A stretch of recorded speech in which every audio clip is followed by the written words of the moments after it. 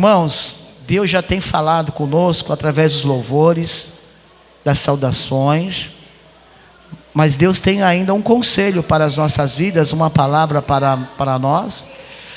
Tem uma turminha aí que sempre na hora da palavra, eles não chegaram, viu, irmãos? Não chegaram ainda, mas na hora da palavra eles chamam: vamos ali tomar água, vamos no banheiro, vamos ali não sei aonde, vamos falar do novo celular que foi lançado, novo carro. Tem uma turminha aí, mas não chegou. Então se te chamar, você já está sabendo. Falou: não, agora eu vou ouvir Deus falar. Amém, irmãos? Amém. Não liga para essa turminha aí não, que se chegar aí você fala: não, vamos ouvir a voz de Deus agora. É com muita alegria, queria chamar o nosso professor da nossa escola bíblica dominical. Tem sido uma bênção para nós aqui. E eu quero apresentar ele. Ele é o vaso que Deus escolheu nessa noite para ministrar uma palavra aos nossos corações. E eu quero dar um bem-vindo bem caloroso ao professor Kleber, esse jovem senhor, né, com a sua esposa, são líderes da nossa juventude. E eu quero dar um bem-vindo bem caloroso. Me ajude aí, irmãos, bem forte, hein? Seja bem-vindo em nome de Jesus. Com a palavra homem de Deus. Esse relógio está adiantado, viu, irmãos? Está adiantado 5 minutos aqui, viu? Eu adiantei ele propositalmente, tá bom? Nós temos 5 minutos na casa aí, ok? Ok, aleluia. Professor Kleber. Salve a igreja com a paz do Senhor, amém? Amém? Aproveitando que os irmãos estão de pé, Apocalipse capítulo 2. Apocalipse capítulo 2.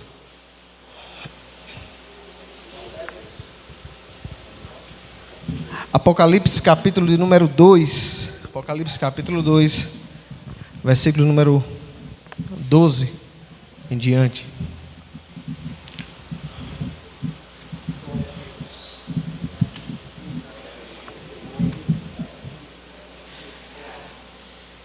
Os irmãos encontraram, digam amém. Amém. Quem não encontrou, está passando aí no slide aí em cima, na TV.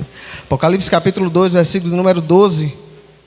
Apocalipse capítulo 2, versículo número 12, diz o seguinte: e ao anjo da igreja que está em Pérgamo escreve: isso diz aquele que tem a espada aguda de 2 fios. Essa espada é a palavra de Deus. E vai dizer no versículo 13, Jesus dizendo: eu sei as tuas obras e onde habitas, que é onde está o trono de Satanás.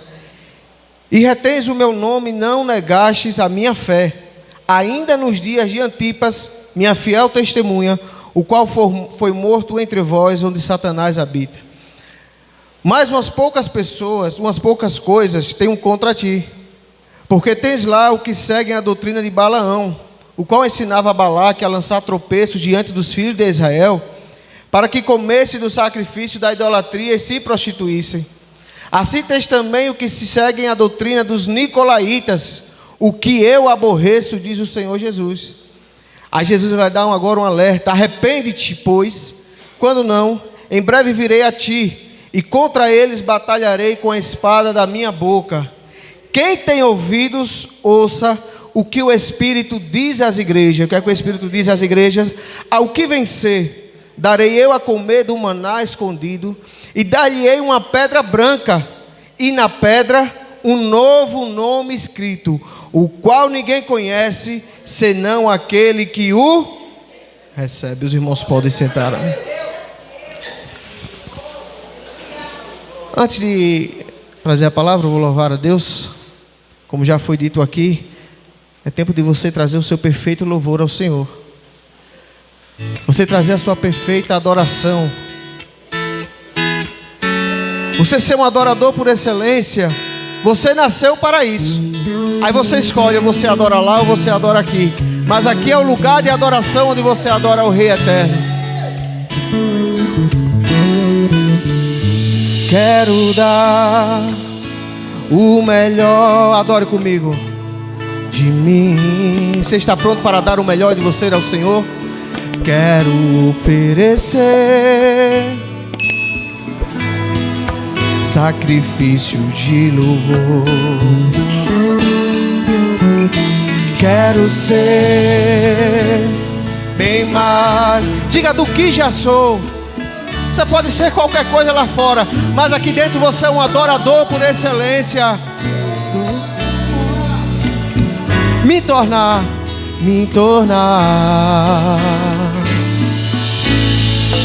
Eu não vou me importar com o que vai acontecer. Eu só quero te exaltar. Tu és a razão do meu viver. Eu não posso me calar.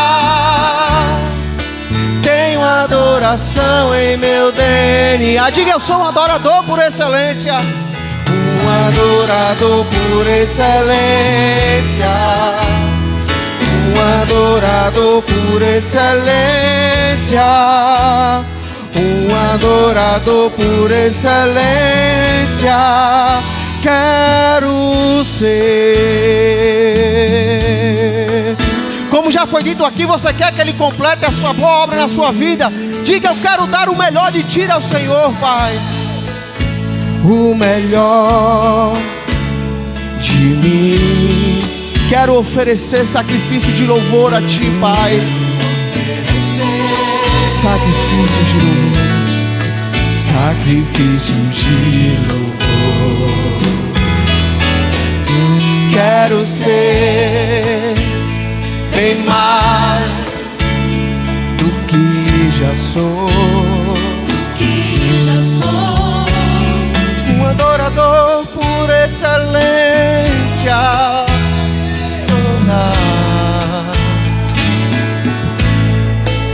Eu não vou me importar com o que vão dizer lá fora, nem com o que vai acontecer. Mas eu só quero te exaltar, Senhor. Tu és a razão total, totalmente inteira do meu viver. Eu não posso me calar. Eu tenho adoração em meu DNA. Um adorador por excelência. Um adorador por excelência. Um adorador por excelência. Quero ser um adorador. Um adorador por excelência. Um adorador por excelência. Um adorador por excelência. Quero ser. Quem é adorador por excelência? Levante a sua mão e bendiga o nome do Senhor Jesus. Ele te chamou e Ele me chamou para ser um adorador por excelência. E adorador por excelência, ele não se embaraça com as coisas dessa vida. De certo que estamos vivendo os últimos dias da igreja na terra. E talvez você até tenha se cansado de ouvir isso tanto tempo da sua vida. Jesus está voltando, Jesus está voltando. E vamos ser sinceros, muitas das vezes nós que estamos aqui dentro da casa do Senhor nos perguntamos, quando é que vai voltar? Eu era menino, né? Ainda sou jovem. E eu escuto dizendo, Jesus está voltando, mas escute bem, você, igreja do Senhor, lavado e remido pelo sangue do Cordeiro, aquele que não quer se embaraçar com as coisas desse mundo, dentro de você clama urgência pela volta de Jesus. Não é preciso que ninguém chegue aqui e diga, meu querido, Ele me revelou nesse sonho, Ele me revelou nisso, não. Ele disse há 2000 anos atrás, está tudo à mostra, está aí visto para vocês. Quando vocês ouvirem de guerra, rumores de guerra, fome, peste, terremoto, o meu tempo está próximo. A volta do ponteiro, a última volta já foi dada. Você não sabe se você estará aqui amanhã. Você não sabe nem se chegará na sua casa.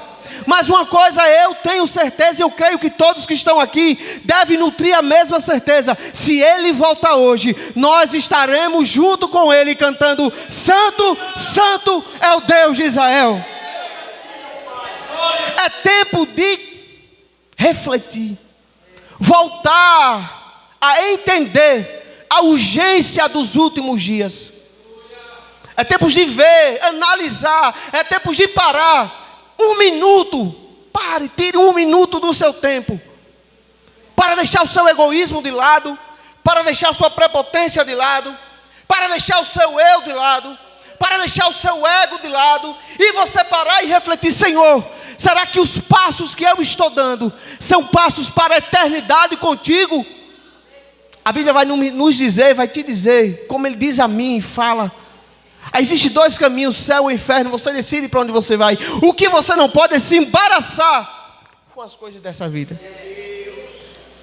Nós somos militantes de Cristo.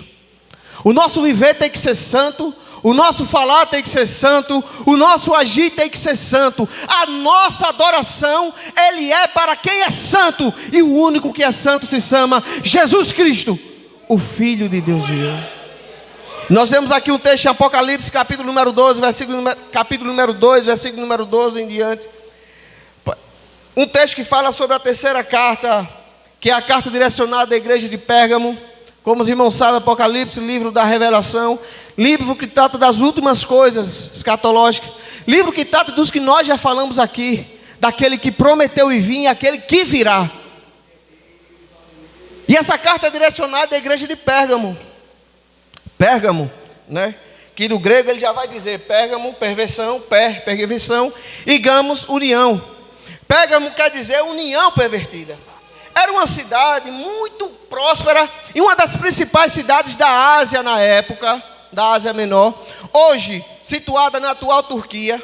Era uma igreja muito próspera, uma cidade muito próspera, onde tinha vários centros religiosos. Era um centro religioso ali. E era uma importante cidade para o Império Romano da época. Lá existiam templos para os deuses pagãos. Lá era uma cidade onde tinha vários templos para Zeus. Tinha templos para Baco, para Esculápio, que se dizia ser o deus da cura.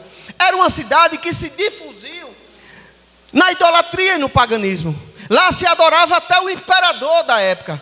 Quem não sabe, o imperador da época chegou-se a ser também um dos mais destemidos, mais terríveis e cruéis imperador, lá do ano de 53, 54, depois de Cristo, o imperador Nero, grande perseguidor da igreja do Senhor Jesus.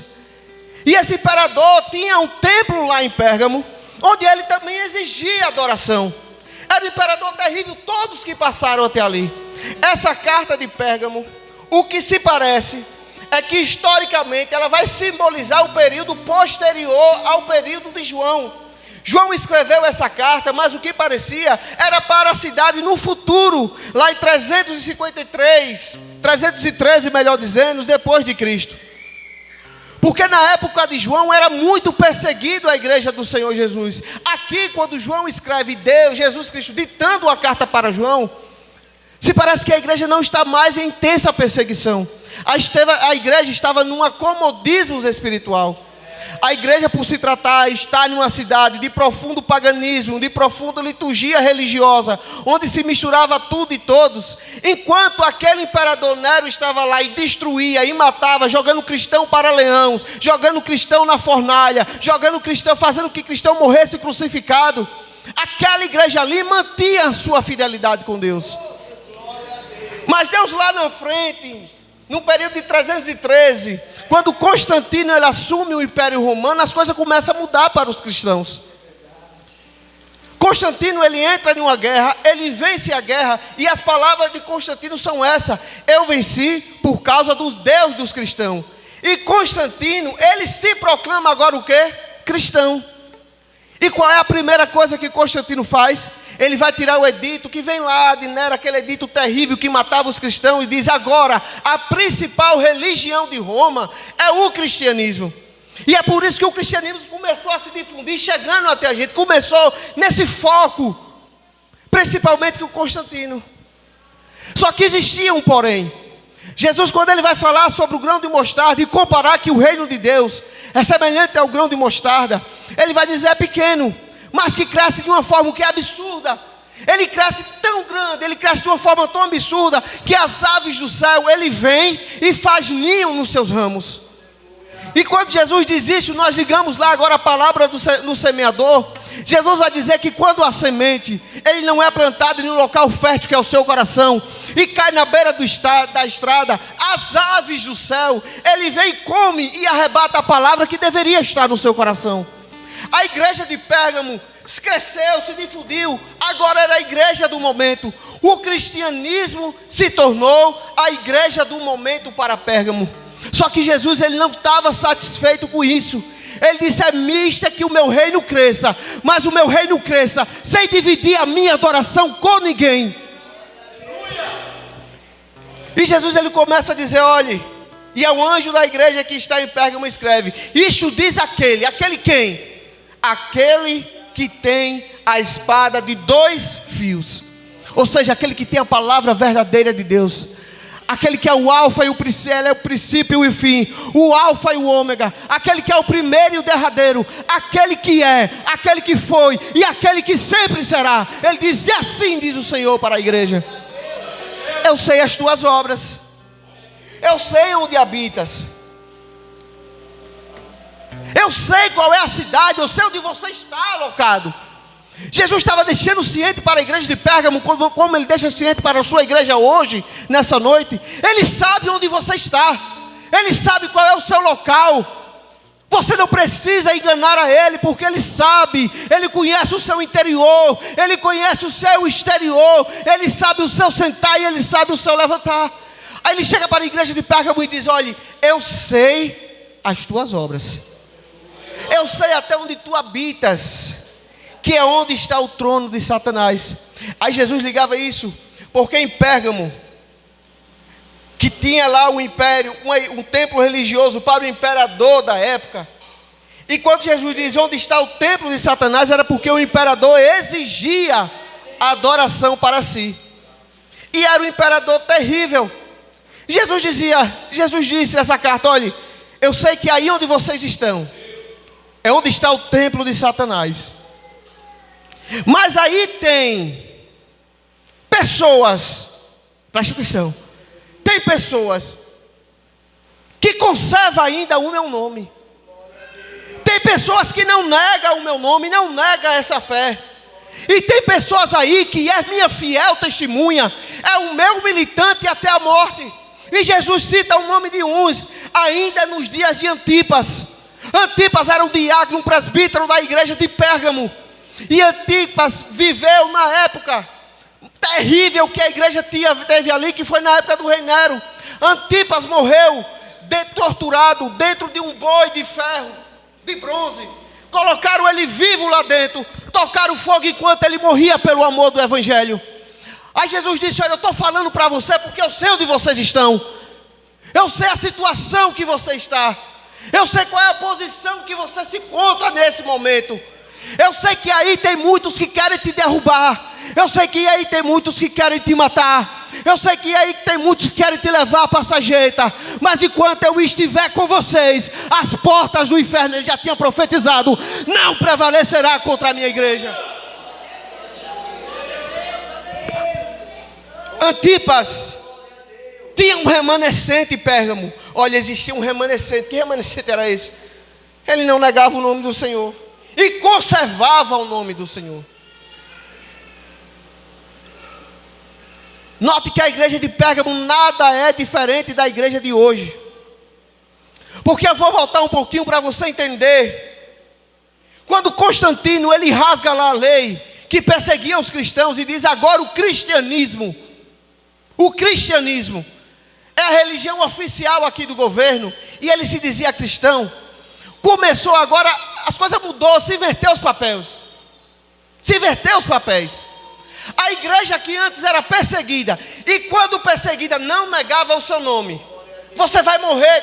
Pegaram o João uma vez, botaram um tacho em cima de uma fogueira e disseram: João, você vai para aí. João disse: me jogue.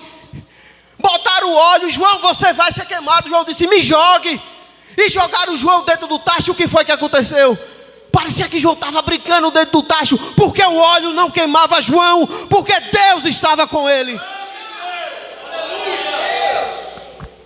A igreja era perseguida e não tinha mistura. Aí as portas começaram a se abrir. Ninguém persegue os cristãos mais. E aí o que foi que aconteceu? Começou a entrar agora o quê? Em vez da perseguição que tinha lá fora, e do mundo, da igreja, influenciar o mundo exterior começou a influenciar o quê? A igreja. O mundo exterior, lá fora, começou a influenciar a igreja. E Jesus, ele disse: eu tenho remanescentes fiéis aí dentro, aqueles que não se dobram, aqueles que conservam o meu nome, aquele que não nega a minha fé, aquele que é testemunha fiel até o fim, até morte. Eu tenho testemunhas fiel aí dentro, mas eu tenho algo contra ti, igreja do Senhor. Note que eu estou falando sobre a igreja de Pérgamo da época, mas você notou alguma semelhança com a igreja dos dias atuais hoje? Escute, isso aqui é palavra de salvação. Isso aqui é palavra de salvação. E o Espírito Santo, ele está falando com você nessa noite. É tempo de você revitalizar, voltar à sua vida, voltar a viver o que era antes, o que? O primeiro amor, aquilo que não se embaraça com as coisas pequenas desse mundo.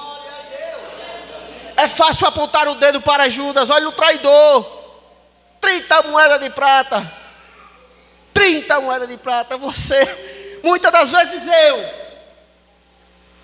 ou você traz Jesus por muito menos que 30 moedas de prata.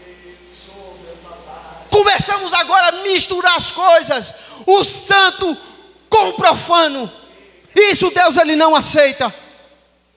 E quando ele vai dizer aqui em Pérgamo: olha, eu sei que eu tenho um remanescente aí, mas eu tenho algo contra a igreja de Pérgamo, como eu tenho algo contra as igrejas atuais desse momento. E deixa eu lhe dizer, não é isso aqui, não é texto de julgamento, isso aqui é texto de amor. Porque quando ele disciplina, quando ele pega, quando ele busca, quando ele puxa, é porque ele quer você perto dele.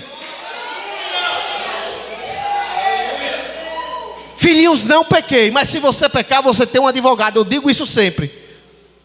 Aí é bonito cantarmos: meu advogado é o meu Senhor. Espera aí, você tem um advogado, Jesus Cristo, mas ele é justo. Jesus Cristo, o justo.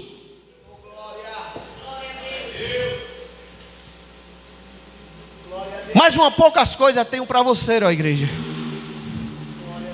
E a igreja de Pérgamo nada vai se diferenciar, não só da igreja do Brasil, não só da igreja de Lagarto, não só da igreja do Nordeste, não só da igreja da América, não, da igreja mundial.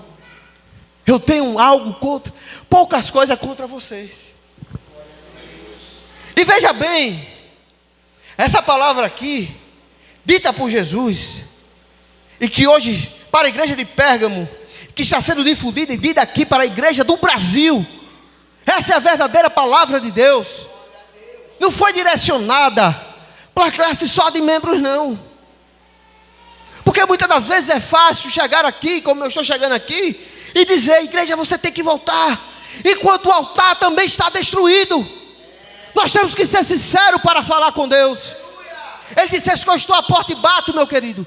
Vai chegar tempo que você vai bater na minha porta e você não vai ter mais com quem falar, porque suas lamparinas apagaram, e você nem se dispõe a buscar azeite para acender, e vive na escuridão. Aí o noivo chega, tranca a porta, e você vai bater lá: quem é? Quem é, Senhor? Abre, abre, abre, eu nem te conheço. Vai chegar dias que vai acontecer isso. E naquele grande dia, meu querido, você não pode, você não vai ter nem a cara lisa de chegar e dizer: Senhor, mas ninguém nunca me disse isso. Deus, ele está falando com você, igreja. É tempo de você parar de brincar de ser crente e achar que só chegar na igreja, levantar a mão, não. É tempo de restaurar o altar, é tempo de restaurar a sua fidelidade com Deus, é tempo de buscar ao Senhor de todo o seu coração. Mas eu tenho contra vós umas poucas coisas. Por quê? Por mais que na minha igreja, escute bem, você vai escolher o lado que você está. Aqui não é apontando dedo. Por mais que na minha igreja existe um remanescente fiel, que o quê? Que conserva o meu nome, não nega a minha fé, e é fiel testemunha minha, ou seja, milita pelo meu nome. Mas aí também, dentro da igreja, tem os que seguem a doutrina de Balaão. Ou seja, a doutrina de Balaão E vai afetar diretamente aqueles que estão em uma alta posição eclesiástica. É aqueles que detêm até o dom da palavra. É aqueles que até detêm o dom do louvor. É aqueles que até detêm o dom da liderança. É aqueles até que sabem como é que começa e como é que termina. Mas em busca de valores próprios, em busca de benefícios próprios, começam o quê? A vender essa fé em Cristo Jesus. E Jesus disse: olha, eu tenho algo contra ti, porque tem pessoas que seguem ainda a doutrina de Balaão, seguem doutrina de tropeços, aproveita a sua posição para ludibriar a fé dos irmãos, aproveitam a sua posição e o dom que Deus deu, porque Balaão era dessa forma. Balaque chamou Balaão: você é o que? Você é profeta? Me diga aí como é que eu venço aquele povo lá. Zé, sua maldição.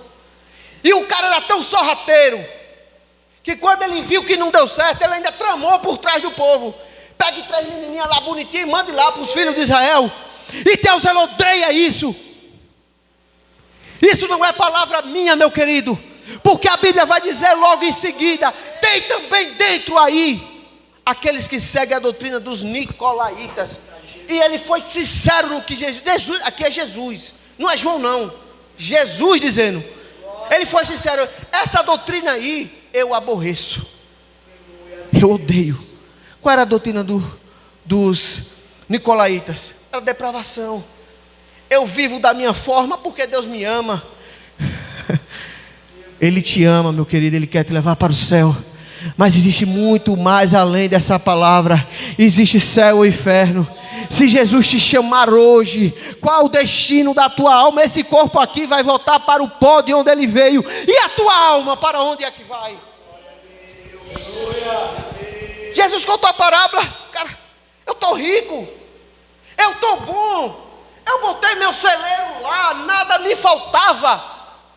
Aí Jesus olhava, o mestre, o Senhor, olhou para ele e disse: ô bobinho, ô louco, se eu te pedir a sua alma hoje, o que é que você tem? É tempo de você reconsiderar a sua rota, recalcular a sua rota. Nós dizíamos aqui na escola bíblica, nós temos que recalcular a rota. Quando você vê, meu querido, que você bota lá no seu GPS e você está entrando em umas bocadas, quem vai cidade grande sabe como é, e você vê que você está entrando só em lugar ruim, o que é que você tem que fazer? Recalcule a sua rota. E Deus está falando com você, Deus está falando com você, e você insistindo, dizendo: porque eu sou bom, porque eu faço. Deus está lhe chamando para um concerto aqui nessa noite.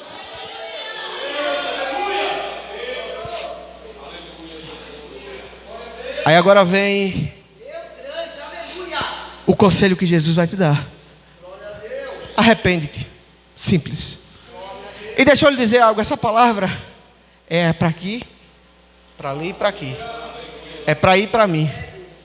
Arrepende-te. Arrepende-te. Nós nascemos com essa natureza caída, que nos afasta de Deus. Isso é inerente a todos os homens. Todos os homens têm essa natureza. Apenas um, que não nasceu de um nascimento de homem e mulher. Apenas ele nasceu perfeito, passou por essa terra como um homem perfeito, morreu, ressuscitou e está à destra de Deus. Mas nós nascemos com essa natureza caída. E a todo momento Paulo vai dizer que nós estamos o quê? Ai, fraquinhos. Aí Paulo disse: rapaz, eu pensei até em fazer o bem, William. Paulo disse assim: eu pensei até em fazer o bem. Mas quando eu penso em fazer o bem, quando eu olhei, eu já fiz o quê? O mal. Mas eu sou fraco, Senhor. Mas o meu poder se aperfeiçoa na sua fraqueza. Mas quando você faz o quê? Quando você olha e diz: Senhor, eu sou fraco, sou pobre, miserável, cego e nu, mas eu aguardo a sua vinda, eu aguardo o teu Espírito Santo, Senhor, habita em mim, faz morada. Muda o meu caráter. Arrepende-te. Arrepende-te, pois. Quando se você não se arrepender? Isso aqui é para quem segue as doutrinas de Balaão e dos nicolaítas. Porque para aqueles que, era o remanescente fiel, que não estava falhando, estava tudo. É só você continuar. E está tudo certo. Mas você que está seguindo a doutrina de Balaão, aquele que está dividindo a oração, a adoração, aquele que é crente no domingo, mas na segunda você não é. Você é crente quando você está aqui na frente do pastor. Mas quando você está com seus amiguinhos, meu amigo, a conversa é outra. Você fala palavras que não convém. Você brinca com o que não convém. Você fala até da sua igreja. E quando eu falo de igreja, não vem para cá com placa de igreja não. Eu estou falando do reino de Deus. Aquele que você milita. Aquilo para que você foi chamado, que é do evangelho de Cristo. Arrepende-te, pois, quando não, se não se arrepender, em breve virei. Escute bem. Ele está voltando ou não? Ele vai dizer, em breve virei.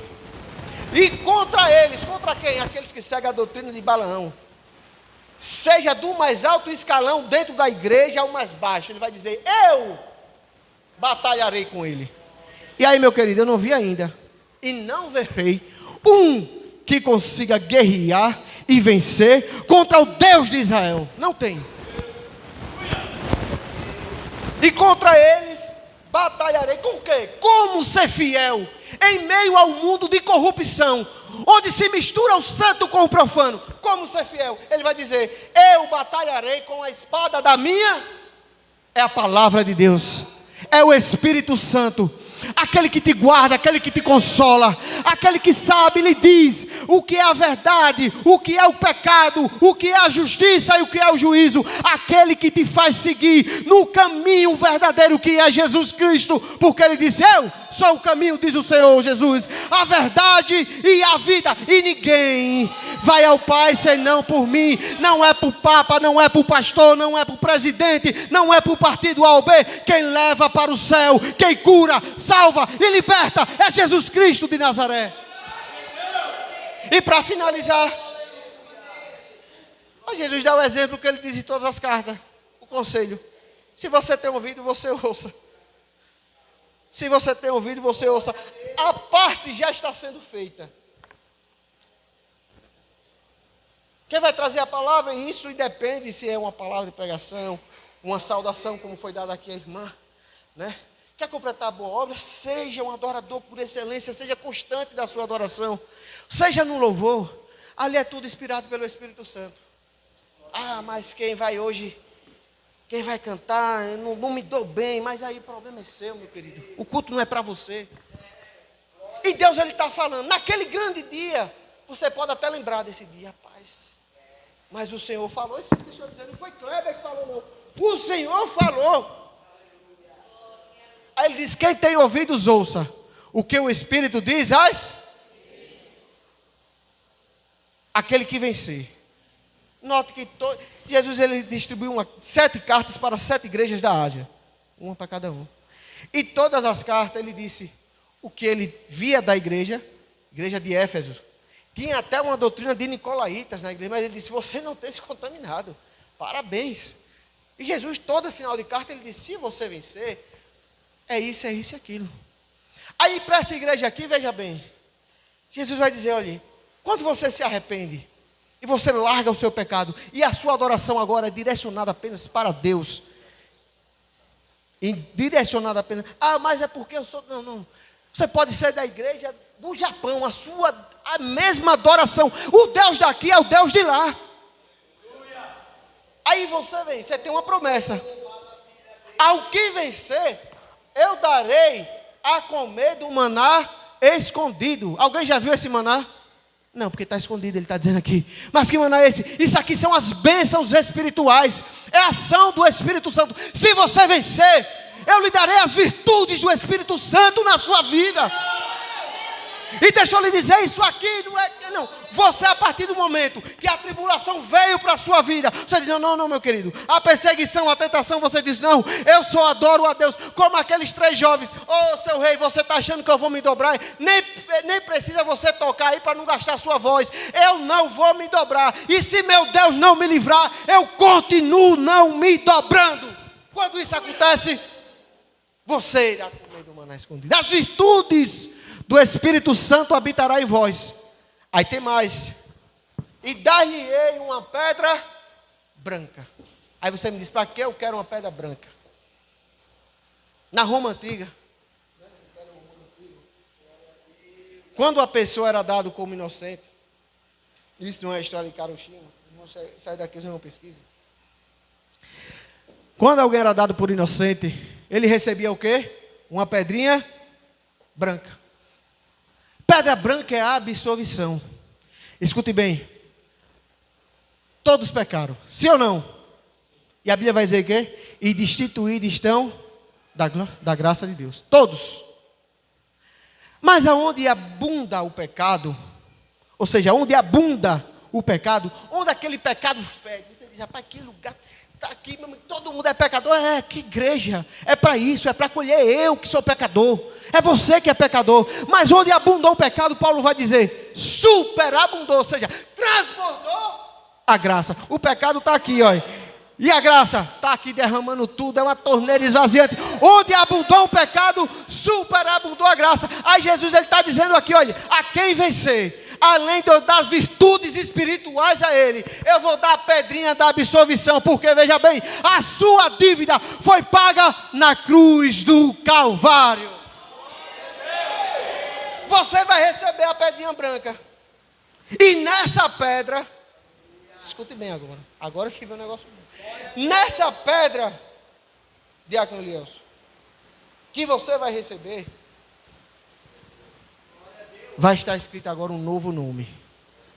Agora, por que Jesus disse isso? É porque é o seguinte, ele não trabalha com coisa antiga. Com aquele velho homem carrancudo, ruim de coração. Pedro, meu irmão, o cara falador, eu vou morrer com o Senhor. Eu amo a todos aqui, pai. Na primeira tribulação, Pedro sacou a espada e tome na orelha do cara. Jesus disse, Pedro, eu não trabalho com gente assim. Eu não trabalho com gente assim. Porque quando Jesus ele entra e faz a obra através do Espírito Santo, que convence o homem acerca do pecado, da justiça e do juízo, aquilo que você era lá fora, meu querido, você não é mais aqui dentro. Se você roubava, você não rouba mais. Se você era corrupto, você não é corrupto mais aqui dentro. Se lá fora você bebia, aqui você não bebe mais. Se lá fora você fumava, aqui você não fuma mais. Aqui dentro você é salvo, liberto pelo sangue do Cordeiro. E quando o sangue do Cordeiro, ele lava a sua vida, não deixa resquício, até seu nome, que estava sujo lá fora na praça. Aí tem pessoas que olham e dizem, para aquele cara assassino, matador, estrupador, está aqui na igreja e diz que acredita agora. Porque o sangue do Cordeiro salva, cura e liberta. Ele está aqui, e agora ele é o quê? Ele recebeu a pedra branca dele, ele recebeu o maná escondido, e na pedra branca dele, que tinha lá o nome, a absolvição, vai estar o seu nome, vai estar o meu nome, vai estar o nome da igreja de Perus de Lagarto. É tempo de voltar, parar, refletir e entender que Jesus ele está à porta. Pode ser hoje para a igreja toda? Pode. E eu até quero que volte, Senhor. Às vezes cantamos Maranata num negócio tão seco, né? Vem Jesus, não, venha. Eu preciso que o Senhor venha. Isso não é pecado não, meu irmão. Aliás, nós ansiamos, que Paulo vai dizer lá, né? A ardente expectação da criatura aguarda o quê? A manifestação dos filhos de Deus. Quem é filho de Deus aqui? Quem é filho de Deus? Levanta a sua mão. Deus ele vem te buscar. Jesus Cristo ele vem te buscar para te levar, para morar com ele. E você agora o verá face a face.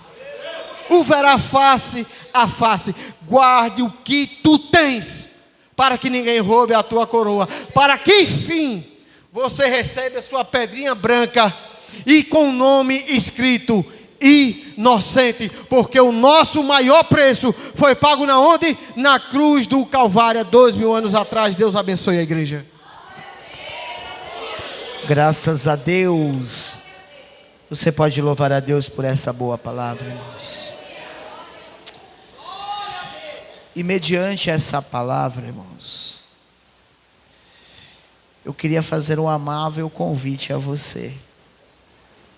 Um dia fizeram para mim esse amável convite. E a palavra veio de encontro ao meu coração. E eu, quando eu dei por mim, eu estava na frente do altar recebendo a oração do sacerdote. Você já imaginou se tudo isso... A gente crê que tudo isso que foi falado é verdade. Talvez você pense, nossa, todo crente fala a mesma coisa, de salvação, de céu. Seria muito simples eu te apresentar o céu, porque o céu é lindo. Eu não quero falar do inferno para você, porque lá não deve ser nada bom. Porque se Jesus não estiver no céu, eu não quero estar no céu. Porque eu quero estar onde Jesus está. E onde Jesus está é lindo. Já pensou, irmão? Vamos supor que isso seja a verdade absoluta, e é. Você é uma pessoa muito bacana para ficar aqui. Você não tem o que perder, irmãos. Se você abrir o coração, se entregar ao Senhor, Ele vai trabalhar na sua vida. Talvez hoje você seja incrédulo, eu não acredito nessas coisas. Mas suponha uma coisa: e se for verdade? Você é muito legal para ficar aqui, irmãos. Não podemos correr o risco.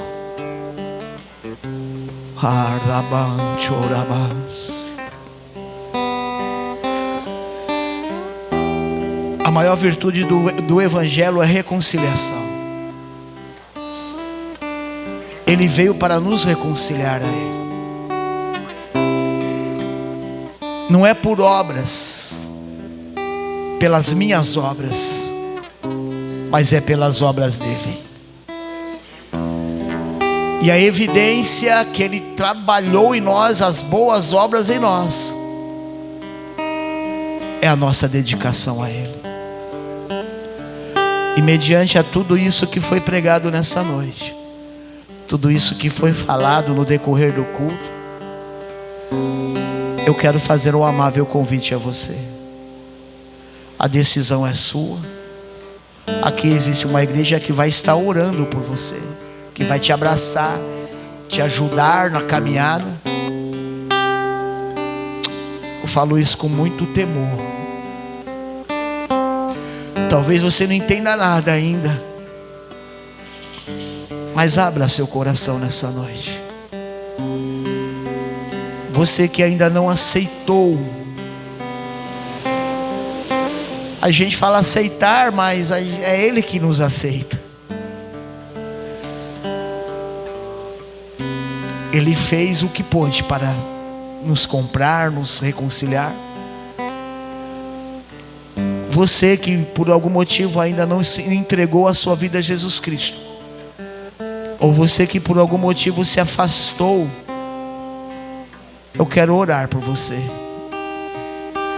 Tem alguém nessa noite? Nessas condições? Nós queremos orar. Se não tem, que Deus lhe conceda uma nova oportunidade. A palavra foi ministrada, a palavra foi pregada assim como ela é. Acabando essa reunião, não é mais a nossa responsabilidade, não é mais do pregador, não é mais do sacerdote. A responsabilidade é de cada um de nós. É sua. A nossa parte é anunciar, expor a palavra biblicamente assim como ela é. Quer doa ou não doa, mas a palavra de Deus, ela é inerrante. A palavra de Deus não mudou, o caminho continua apertado e a porta não passou por reforma. O que era pecado há 40 anos atrás continua sendo pecado hoje. Mas se não tem, que Deus os abençoe. E caso você queira depois reconciliar de alguma forma, nos procure. Talvez você esteja com vergonha de vir até a frente. Procure uma liderança, procure um obreiro e diga: ó, pastor, aquele dia eu queria entregar minha vida. O meu caso foi ao contrário. O dia que eu aceitei Jesus, o pastor não fez o apelo, não. Eu fui lá no pastor e falei: eu quero aceitar ser Jesus, o senhor não fez o apelo? Eu tive um encontro com Jesus na madrugada, no meu pecado. Aceitei Jesus na madrugada, conheci Jesus na madrugada. Eu fui para a igreja para o senhor orar por mim. O senhor não fez o apelo. Aí o pastor, na terça-feira, ele contou a minha história. Todo mundo ficou sabendo da minha história, que o pastor contou. Por isso que eu faço o apelo. A decisão é sua, mas eu preciso fazer o apelo, irmãos. O mundo precisa ouvir e nós precisamos falar. Que Deus abençoe.